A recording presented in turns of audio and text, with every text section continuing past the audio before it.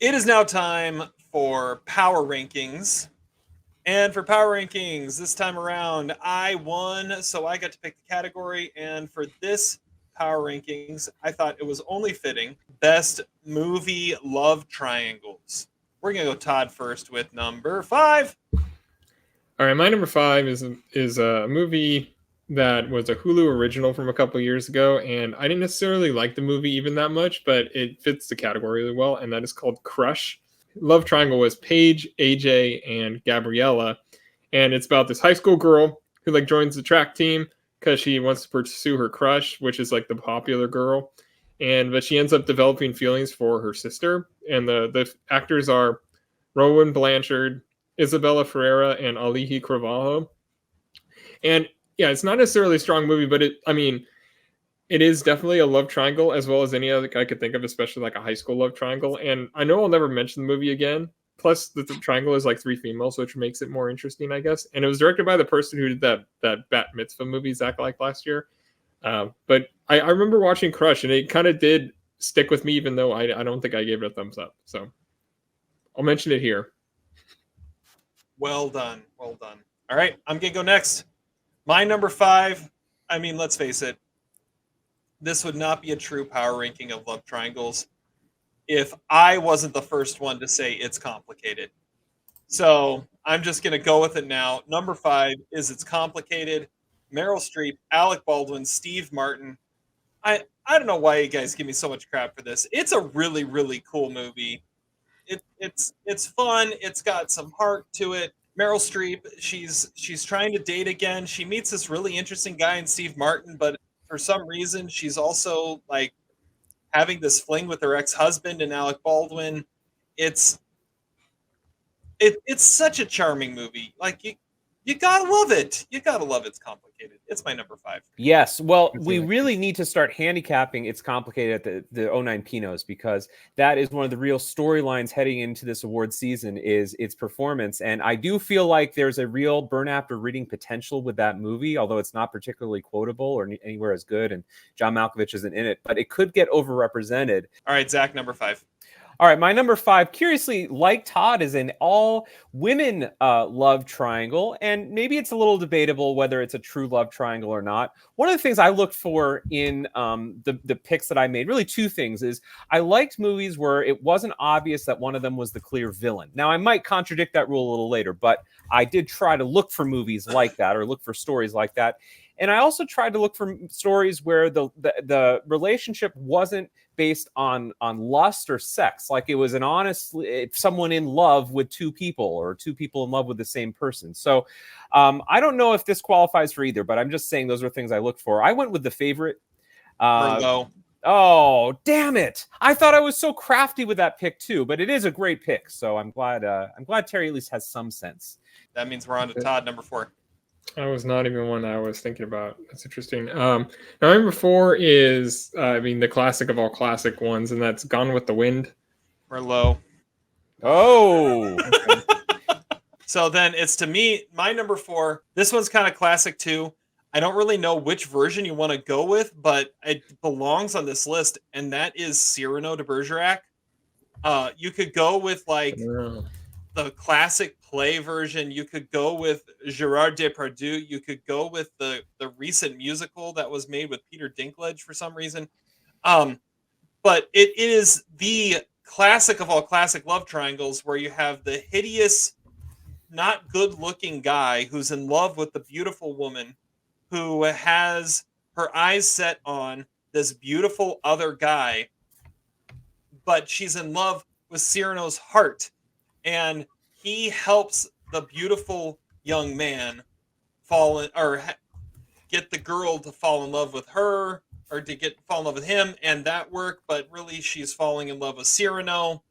The scene, that the inevitable scene in Cyrano with him under the balcony is at the classic of all classics. Like it is the best you could possibly have, and it really kind of worked in the musical version with Peter Dinklage.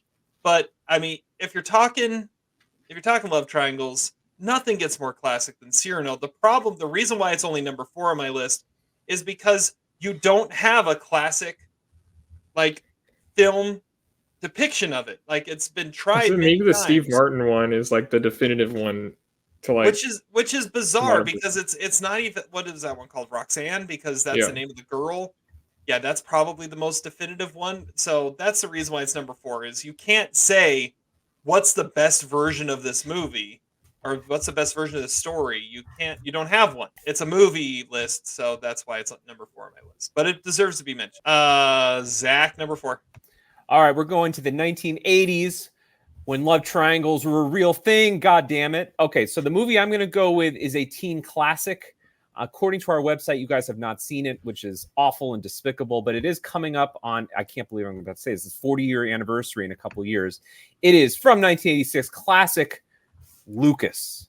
Lucas is a great teen movie. And again, you guys haven't seen it, so I will set up the love triangle for you a little bit in Lucas. Lucas is Corey Haim, memorably plays this very nerdy kid. He kind of looks a little bit like Walter Matthau in the fisherman's hat that he wears, and he has glasses, and he likes going to the river, looking up salamanders and shit.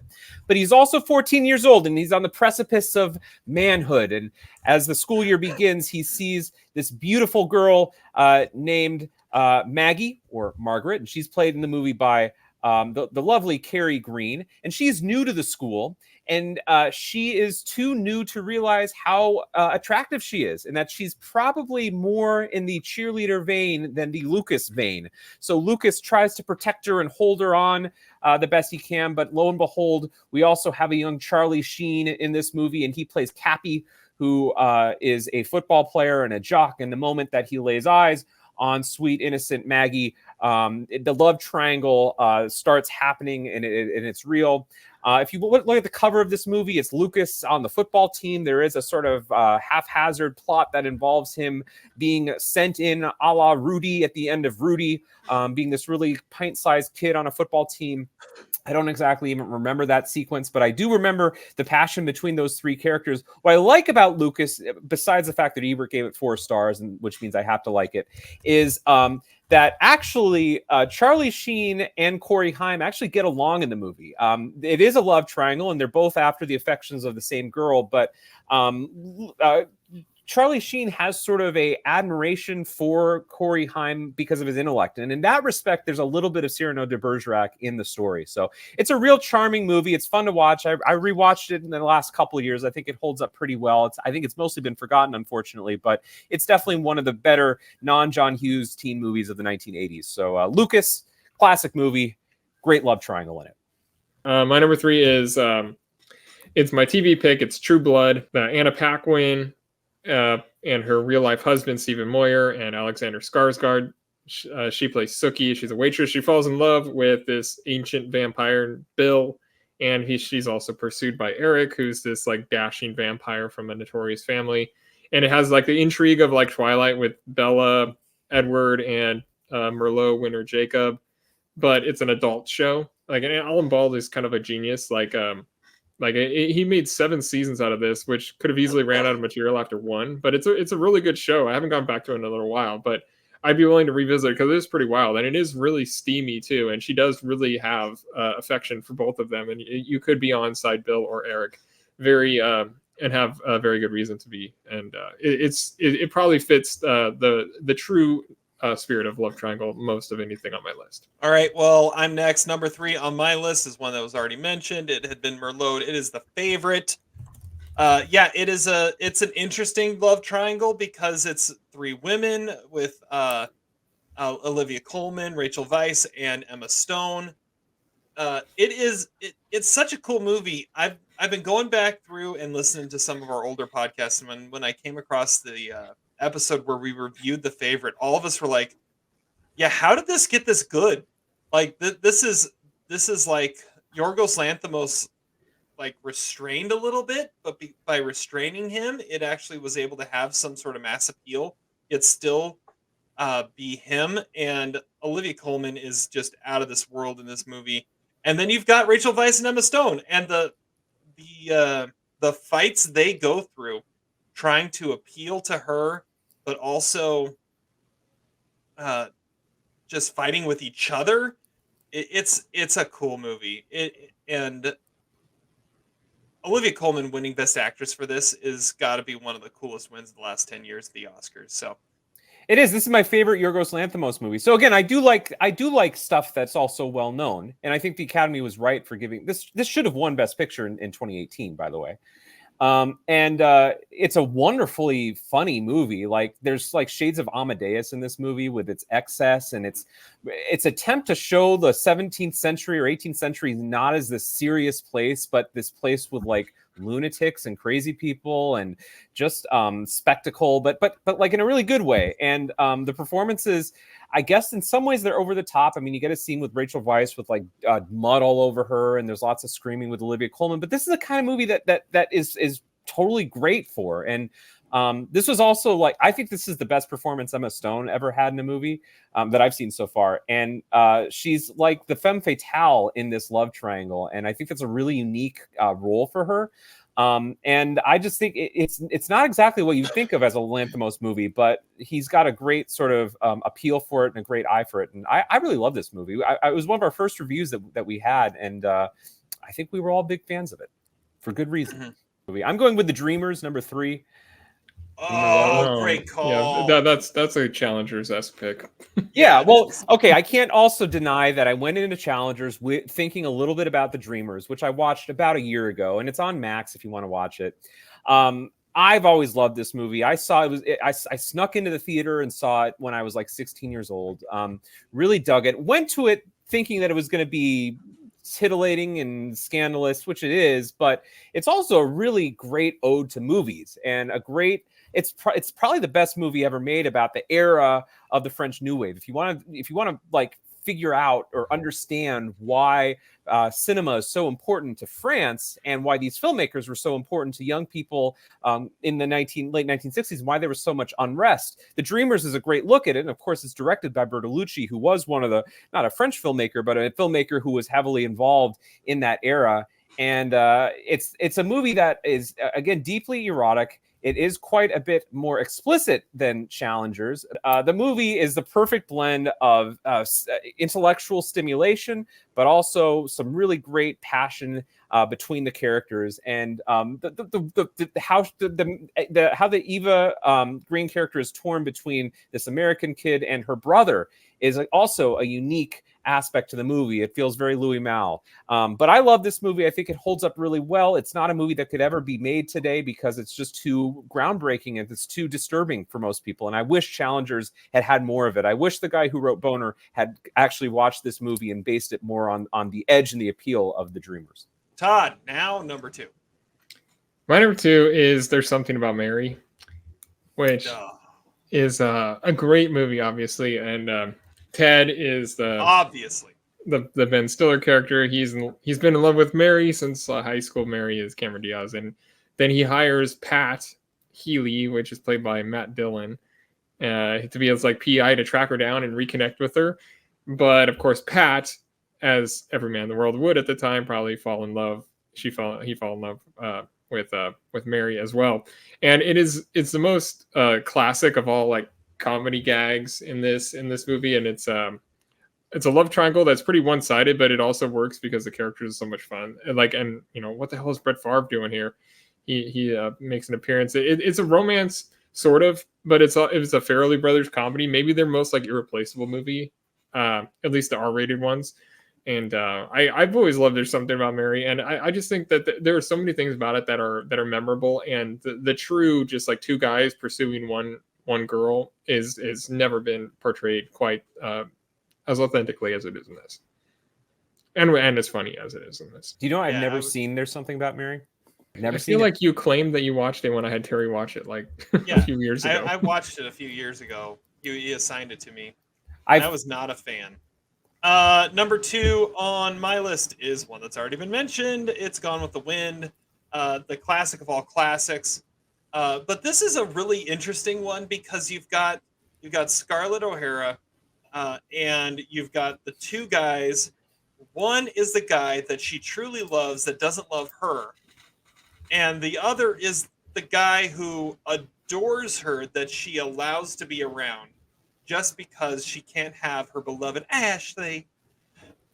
And so you've got Rhett Butler, who's trying to be the best that he can be for Scarlett, and Scarlett, all she ever really wants is Ashley, and if Ashley ever really would give her the time of day, she would leave Rhett in a heartbeat. And when Rhett finally figures it out, he utters one of the most classic lines in film history: "Frankly, my dear, I don't give a damn." And I mean, it's just an amazing love triangle, and it's great when Scarlett finally gets what's been coming to her the entire 4.5 hour movie. Like, it's been building to that moment the entire time, and it is like the classic of all classic moments. It is the classic of all classic love triangles. And then you add in Olivia de Havilland's character and how she just kind of lives through it as Ashley's actual wife. I mean, it's cool. Like, it's just awesome. Todd, you had it on your list too.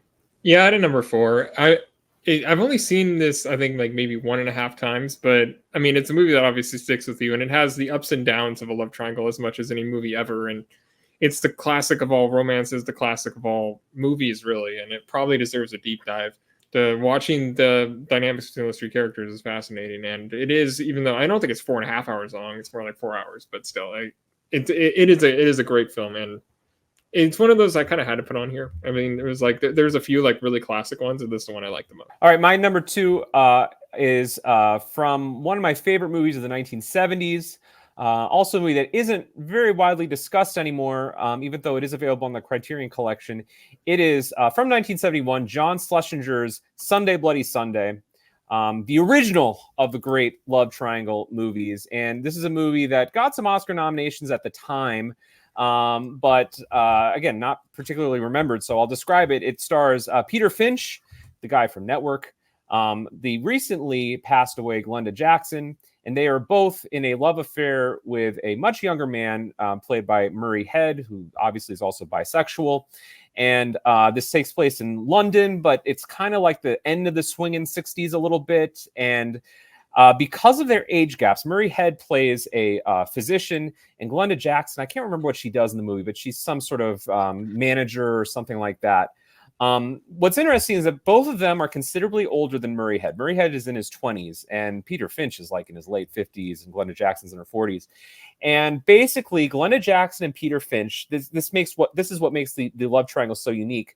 It's not like they really try to like convince Murray Head to be in a monogamous relationship with either of them. They've just sort of resigned to the fact that they're both getting older, that they're both unhappy, and so they'll just kind of accept that Murray Head spends half his time with Glenda Jackson and the other half with Peter Finch. And we talked about Challengers and the passion in that movie. There's not a lot of passion in the Sunday Bloody Sunday. It's much more about, again, how these characters have just kind of resolved to sort of say, like, maybe they will never get their dreams in life, and so they're just going to accept half dreams in the form of Murray Head. And the movie covers, I want to say, like 1 or 2 weeks in their lives, and I wouldn't say anything necessarily significant happens in the movie. The movie was groundbreaking, of course, for its depiction of a homosexual relationship, but I don't remember the movie being particularly titillating or explicit. What's probably more disturbing about the movie is just the lack of passion and how the characters all sort of accept the limited amounts of affection that they're able to get. And so in that sense, it's kind of more of an existential movie than a swinging 60s movie. But I've always really liked this movie. It's on my top 5 list of 71, which is a really strong year. And check it out. It's really good. It's different. It's dark. It's unique. And it's got 3 great performances at the center of it. Todd, number 1. Okay, my number 1 comes from 2021. It was my number 1 movie of that year, and it is The Worst Person in the World, which stars Renata Rensva, Anders Danielsen Lee, and Herbert Nordstrom. And wow, Rensva stars as Julie, and she's in a relationship with Axel, but she has a run-in with Ivan, and they like stay up like talking basically all night, and but they kind of part their ways. They don't, they don't give each other their names or whatever, and it really changes her perspective on a lot of things, and she develops like a sort of will they won't they relationship with them over like time. And is one of the more like it's more about like the flaws and indecisions of Julie than it really is about being a romance. But it is clear that there are three sides of this equation and how difficult it can be to have a love triangle when it's like out in the open. And it's a fantastic movie, and like I said, the best movie of 2021. And it's the first time I've really had a chance to mention it on one of my lists, and or in any conversation on the podcast since, because I don't know, we just don't talk about these kind of movies very much, but it is really a good mix of it makes a good mix up of genres and dynamics of love triangles too. And once I thought of it, I had to put it number one because I love the movie so much and I just never get to talk about it. We went and saw that movie together. Yes, we did at the Grand. At the Grand. On now to my number one. And my number one, it is about, okay, it's Titanic. It's a great love triangle. And what's great is it's like the classic of, it's almost like Romeo and Juliet in the way it sets it up. Like, who should Rose follow? Should Rose follow what she should do or what she wants to do? Should she follow her head or her heart? Her head is telling her to follow Cal. Her heart is telling her to follow Jack, and she debates this all throughout. And oh yeah, the Titanic is sinking at the same time, which adds some urgency to the whole thing. It's such a great way to approach the love triangle, and it did it. It's like the most classic of all classic ways of taking this moment in history, but adding in this perfect love story in the middle of it. And there was never any love between Rose and Cal, but it had to be there, right? That this was the way it should go. But is she going to go with what it should be or what it could be? And it's Titanic. Zach, what's your number one? All right, my number one is The Man in the Moon, not Man on the Moon, but The Man in the Moon from 1991, Robert Mulligan. Great movie. We're going to deep dive it in 2 years, mark my words. I think I put it in the 40s on my top 100 list. It should be higher. The movie stars young Reese Witherspoon in her debut. And in the movie, she falls in love with an older boy, played by Pink and Dazed and Confused, Jason London. But complications arise when that older boy gets a glimpse of Reese's older sister, played in the movie by Emily Warfield. And the two older teenagers kind of embark on their relationship, leaving younger sister Danny feeling a little bit, angry and hostile and bitter. The movie takes place in the 1950s in Louisiana. Sam Waterston and Jesse Pinkman's mom play the parents, Tess Harper. Great movie. Robert Mulligan, director of Sum 42 and To Kill a Mockingbird, had a great talent at looking at coming of age in different eras. And The Man in the Moon is a great movie. It's one of my all-time favorite movies, and it's absolutely a love triangle because there's love that Danny feels for Court, even though it might be her first love, which is unique. But there's also a deep love between the sisters, and as the movie proceeds, you find out that the movie is less about the love between boy and girl and much more about the sisterly bond that they have. And the movie is just perfect in every single way. And of course, Ebert loved it too. So that's why I love it. But I also just genuinely love it. It's a great movie. And it's the ultimate movie love triangle, in my opinion.